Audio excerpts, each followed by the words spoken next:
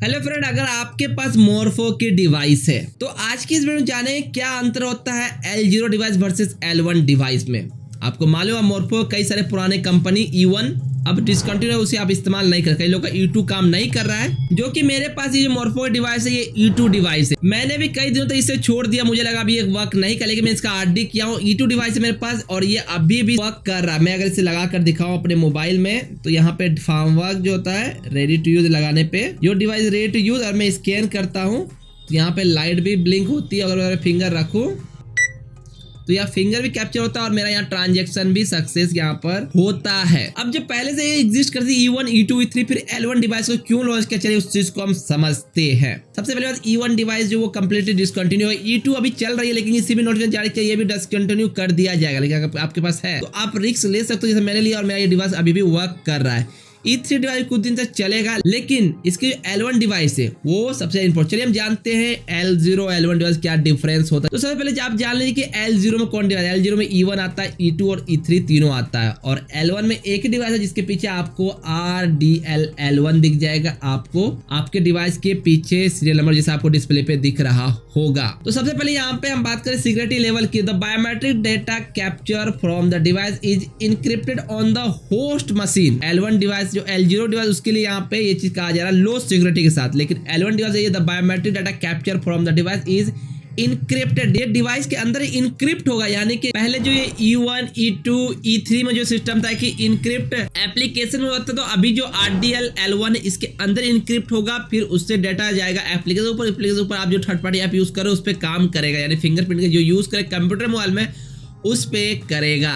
दूसरी है device features. तो यहाँ पे दिखा रहा है allow to capture the biometric data as per the L0 security specification by UIDAI।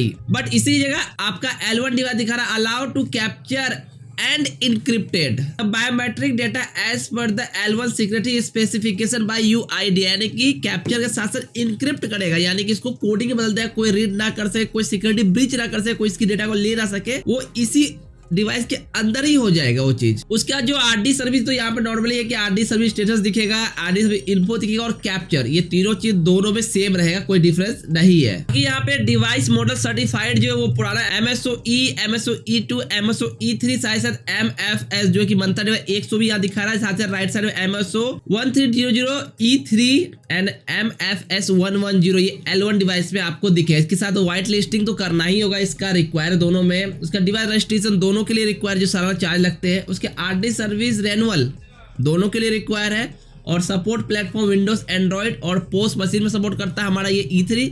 लेकिन नया RDL1 जो है वो सिर्फ विंडोज और एंड्रॉइड में ही सपोर्ट करेगा। ये तो बात हो गई इसकी सिक्योरिटी लेवल का। L0 L1 डिवाइस में अंतर आया है उससे देखने को मिला। अब हम नया डिवाइस लेने के लिए अगर सोच रहे हैं, हमारे पास ये डिवाइस अगर E3 से काम नहीं कर रहा और मुझे नया लेना है डिवाइस, हम कौन सा ले? तो यहाँ पे आप दोनों डिवाइस जा सकते हैं, E3 और L1 दोनों। E3 का दाम मैं यहाँ पे मोरफो का ऑफिशियल वेबसाइट दिखा दूं, GST जोड़ के 3009 रुपए और MSO RDL1 का जो है GST जोड़कर 3894 ऑफिशियल मोरफो वेबसाइट पे आपको अवेलेबल है। बाकी आप इसे थर्ड पार्टी वेबसाइट लाना चाहते हो कुछ अंतर आपको मिले, 1000 रुपए डिफरेंस मिल रहे हैं। अब हम इन दोनों में से कौन सा ले जो हमारे लिए बेस्ट रहेगा, तो मैं कहूंगा आप नए वाले डिवाइस 1000 रुपए ज्यादा लग ही रही है, मोरफो RDL1 ले, वो काहे की लॉन्ग टर्म यूज होगा। हाँ, आपको RD सालाना दोनों में सेम करानी है, ये नहीं कि आप L1 लोगे तो RD नहीं, RD होगा, उसमें भी आपको सालाना चार्जेस देने होंगे, रेनुअल चार्ज।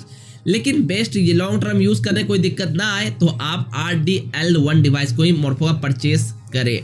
तो ये comparison Morpho L0 device versus L1 device कौन सा लेना बेस्ट आपके लिए, आपका डिवाइस है तो कब तक वर्क करेगी, कौन कौन डिवाइस अब तक कंपनी ने बंद कर चुका है। बाकी अगर आपको मोरफो डिवाइस की रिचार्ज खत्म हो जाती है, रिचार्ज किस प्रकार का, उसके लिए आप सारे वीडियो चेकआउट कर सकते हैं। साथ साथ आप मोरफो डिवाइस अपने कंप्यूटर में इंस्टॉल किस प्रकार कर सके वो भी सही तरीका विंडोज 7, 8, 10, 11 चारों पे सारा वीडियो देखने मिल रहा है, उसे चेकआउट कर सकते हैं। आई होप ये वीडियो आपके लिए हेल्पफुल और इंफॉर्मेटिव रहा होगा। Thanks for watching this video.